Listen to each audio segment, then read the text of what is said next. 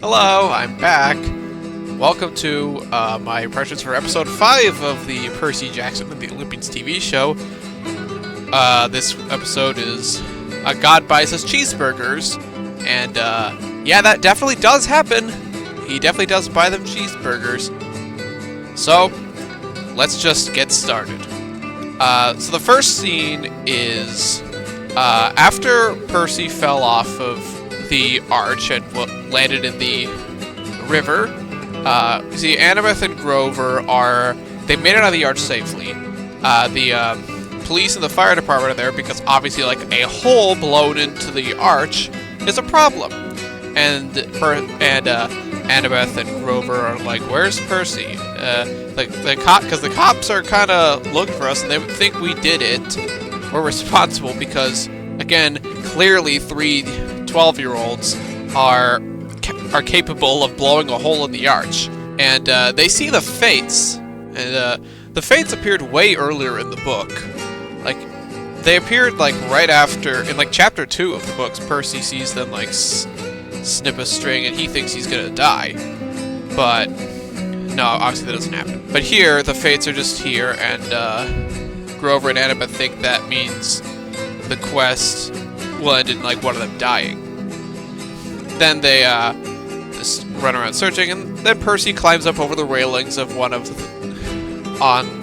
close to the river, and he's like, "Hey guys, here I am." By the way, he's wet. So I was wondering how they were gonna handle Percy, like, drying off after getting out of water. Turns out they don't. I thought it was gonna be like Jaws: The Revenge, where Michael Caine is in the water and he just climbs out and he's just completely dry because, like, they took too long between takes and Michael Caine's shirt just dried up in the sun. That's a funny story. Not the only funny thing in Jaws 4. Where he's like, "Hey, I'm sorry, but like, I came out, but I'm in the water. I can, like, breathe underwater, and my dad told us that we have to go to Santa Monica. That's where we'll meet my father." I kind of wish we heard that in the last episode, because all the Nira told him was, "Your father loves you." But whatever. But yeah, anyway, the Annabeth and Grover inform Percy that they're wanted criminals, and so they can't take a train. So they have to, like, go on foot.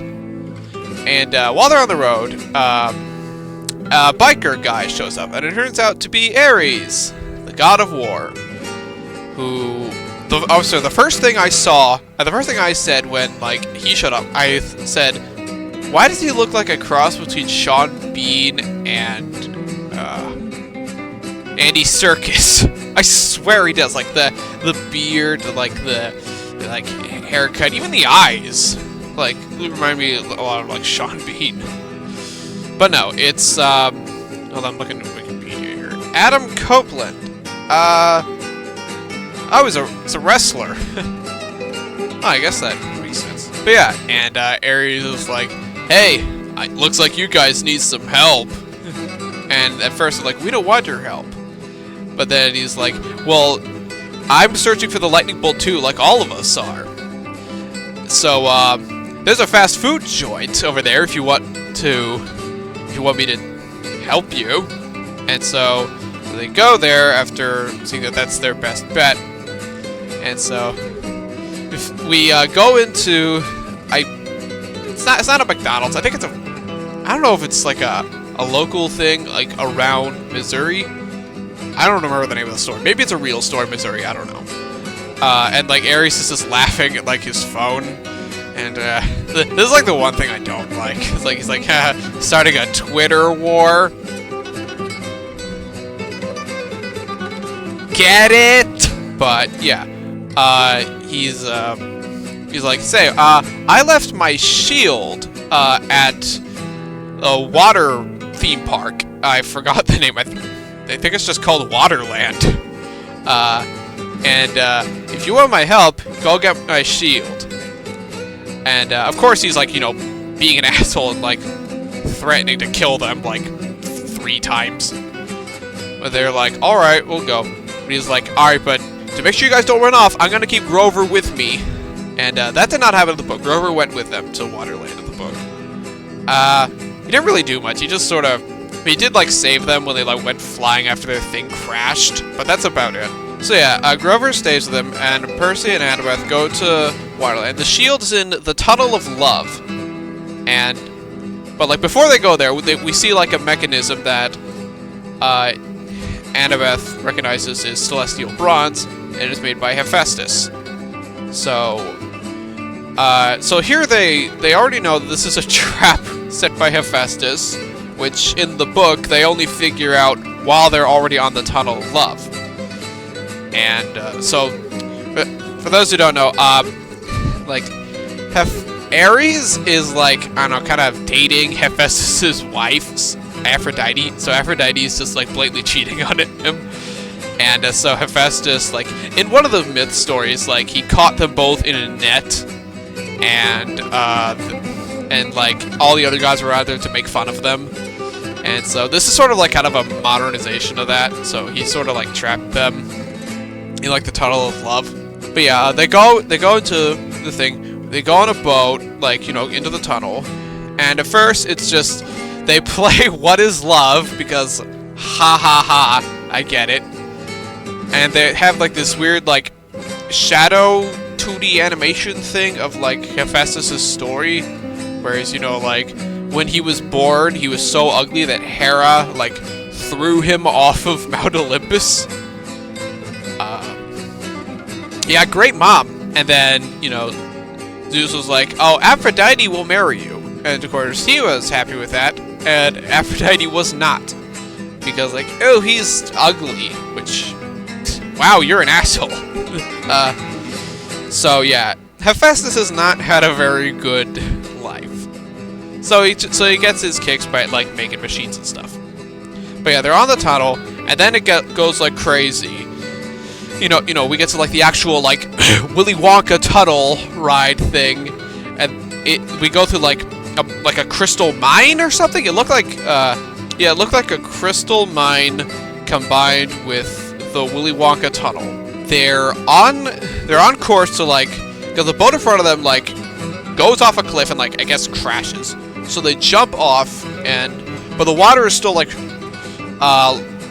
you know, like swirling around really fast. So Percy manages to use his water puddles to save himself and Annabeth from the water, and they end up on like solid ground.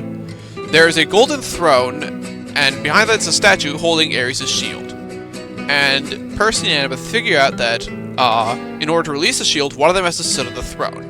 But it's a traps, because if one of them sits on the throne, they'll be turned like they'll merge with the throne. They'll turn into gold, you know, kind of like, you know, like the Midas touch. Which this is also not in the book. Here the shield is just there, and, you know, they have to launch out of their boat. So, and like Annabeth's initially like, alright, I'm going to sit down. You're the one who has to go on the quest. And Percy's like, but Percy's still like having like some doubts, and like he's like, you're better at this than me. Like the reason I chose you is because I wanted to make sure I had someone who wouldn't hesitate to sacrifice me if it meant the quest would succeed. And, you know, since Annabeth has been growing more fond of him, you know, they're becoming friends. And I haven't really been talking about like the acting much. Especially since, like, I just haven't had much to say. But, like, here, like, this is supposed to be, like, a more emotional part. Since, you know, Percy is going to try to sacrifice himself. And, so far, I thought, like, Walker Scobell and Leia Jeffries were, they were pretty good. But, like, they've mostly just been, you know, kind of stoic. Well, especially like Annabeth, it's like kind of stoic. But here they're like, Leia Jeffries gets to like pour out like emotionally. Like she's actually quite good like here, and it's very nice since the character has just sort of like stoic and cold. Like she's getting to like open up more. Percy does manage to convince her that like, yes, I need to do this. He hands her his sword, and she's like, I won't leave, like, without your mother. And Percy's like, alright, thank you. So he sits down on the throne, and the effects for him turning, like, into gold, like getting this gold covering all over him, looks really cool. But they cut away twice. And that to just Annabeth's reaction. And, like, that sort of feels like kind of a cheat, because, like, they don't want to show, like, the whole him getting covered in gold, the whole thing. I don't know if it's something like the CG or if they're actually doing something with the actor. I don't know, but, like, after that, Percy's frozen, and Annabeth, like, the shield falls. Annabeth gets the shield, but then she, like, stops to, like, try to, like, pry the gears the other way to turn Percy back. And that's when Hephaestus shows up. So Hephaestus doesn't actually appear in the flesh until book 4. He makes a cameo at Olympus in book 3, but everyone's there. It's the solstice meeting of the gods. So his first real appearance in the books is book 4. So here he shows up, and he looks kind of like this. He looks kind of like a college professor. Like he's got all gray hair. He's got a very nice, like, mustache and a full beard and thick circle glasses. He does have a cane, which, you know, Hephaestus is canonically lame, as in, like, he's got a bad leg. So that works. Doesn't look ugly at all to me, though. And I know, like, you know, everyone looks different in this series, and we should just expect that. But I don't know. This kind of one feels like, I feel like you could have not made him look like, you know, just a regular guy you'd see at a retirement home, or, like, again, like as a college professor. But he's like, he commends Annabeth for her efforts, but he's like, your friend. It's like, you have to go on or something. Annabeth's like, I'm not leaving without Percy. Like, you gods are, like, all, like, honor and no emotion. And he's like, but Percy isn't like that. Percy would, like, he'll keep going, but he won't want to leave anyone behind. Something. I'm sorry. My brain is just, like, I watched this thing, like, 12 hours ago, and my mind gets fuzzy on some of the details. But Hephaestus is like, alright, you've convinced me. And he does, like, turn back the chair, and Percy gets back to normal. Alive, and hopefully not with any carbonite sickness. Hibernation sickness from, like, essentially being frozen in carbonite. The effect of, like, him turning back to normal does kind of remind me of Han Solo coming out of the carbonite in Return of the Jedi. But yeah, and they're back, and they return to, like, Ares in the fast food restaurant. Now, the whole time that's happening, so we cut back to, like, Grover and Ares, and they're just sort of, like, they're sort of talking to each other. Like, this is obviously not in the book at all, but honestly, this is, like, my favorite stuff. Because, like, I wasn't so sure about, like, Ares just from the cameo, from the clips that we saw in, like, the teaser from the last episode. But, like, honestly, he might be my favorite character in this show so far. Like, Adam Copeland is, like, every face he makes is just so smug, and he looks like such an asshole. And, like, the way he says everything is just like, I don't give a shit about you. I just want, like, more war. I want people to fight and die and stuff, because that's fun. So he's having a conversation with Grover, and Grover's sort of, like, just sort of, like, going along with what he's saying. It's like, oh, I think I like going for the deep cut wars, like the 355 years war, or something like that. I don't even know if that's a thing or not. And Ares is like, you satyrs are all just about, you're singing songs and talking about your feelings and picking flowers and stuff. Because, you know, Ares is, like, super macho, and Grover's like, yeah, I hear you.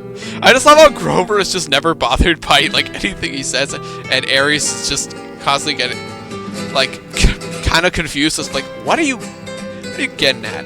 And, so something they talk about is that, Grover's like, I met you at the solstice. And that is something that I'd forgotten about. Yeah, like, the winter solstice is when, like, the demigods, the people from Camp Half-Blood can go up to Olympus and, like, you know, see all the gods.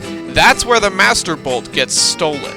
Grover was there because, you know, satyrs accompany Half-Bloods, and, of course, Ares, being god, was there. So, it makes sense that they could have met. And it makes sense that Ares probably forgot him because he's a 3,000-year-old god and probably doesn't care about satyrs. Like, Ares starts, like, ranting about, like, you know, why is Athena so, like, why? She talks like an owl. And, like, I don't talk to an owl, yet I'm the crazy one? And Grover's like, I know, right? Yeah, she always tries to act like she's smarter than everybody. And, you know, he's trying to, like, mess with Ares. And after all that, like, Percy and Annabeth, you know, get back to the shield. And, like, alright, you've promised us help. And Ares, like, I did. Here's your help. And it's like this big truck that's like a zoo like truck, a circus thing or whatever that's going to Vegas. And at first Percy's like, no way. And Ares is like, well, I don't see any other option for you. Tosses them a backpack, which keep in mind, that's going to be very important later on. Has some, you know, clothes and money and stuff, and Percy is still just annoyed at him for being an asshole and all, while sending him to his death. So he's like, you know, I don't know. Oh, if you know who I really am, like, if you mess with us, I'm gonna show you or something. Well, I don't know. He just gets pissy, and but you know, they still get in the truck because, like, Grover comes up with the save. Like, yeah, no, we'll be taking that ride. Thank you. And they get on the truck. Ares closes the doors, and they're on their way to Vegas. They're still, like, not entirely sure what they're gonna happen. But then Grover, like, goes like, guys, I think I know who stole the Master Bolt, because of the conversation with Ares. And that is not in the book. I don't know what he's gonna say, because, like, is he gonna spoil a plot twist that we're going to find out in, like, 2 episodes? I don't know. But yeah, sneak peek for the next episode is we take a zebra to Vegas. And we see Grover pop his head out of the truck, looking at Vegas. We see all the animals, like, out of the truck. So, yeah, spoilers, the animals get freed. And we see them in Vegas, and people recognize that they're demigods. And they're like, oh, shit. And there we go. Yeah, that was kind of the episode. Like, they sort of, like, took just, like, a chapter and a half from the book and, like, made it, like, 40 minutes. But you know what? It didn't feel that long. I thought this was actually probably one of the better paced episodes. Like, episode 4 felt way too fast, but this one felt like, you know, I always was entertained by what I was seeing or invested. So I think, despite my rambling, making it sound like I didn't really, it sound like I forgot a lot of the episode. I did enjoy it. I think this is probably the most enjoyable episode to watch so far. And again, deviates pretty decently from the book. Like, I mean, the plot is mostly the same, but, like, there's a lot of stuff that's different. And I liked it. Because, like, the first 3 episodes just sort of felt like, kind of just like, oh, rip this from the book, rip this from the book, rip this from the book. And I like stuff, and I like being faithful to, like, the source material. But, you know, if it's exactly like the source material, then what's the point? Like, I want to see, like, I want to be surprised. Obviously, don't change stuff completely. We still want the story and the characters to still feel intact. But if you want to, like, add stuff to, like, add additional, like, depth and stuff, or to just be entertaining, then I'm perfectly fine with that. Again, like, so much credit to, like, Adam Copeland as Ares for being just the most entertaining character, like, in this entire show. I can't wait to see more of him later in, like, episode, like, 7 or 8, whenever Ares pops up again. And yeah, that's it for this episode. Next up, they're gonna take a zebra to Vegas, and hopefully not take any lasting gambling addictions. See you next time!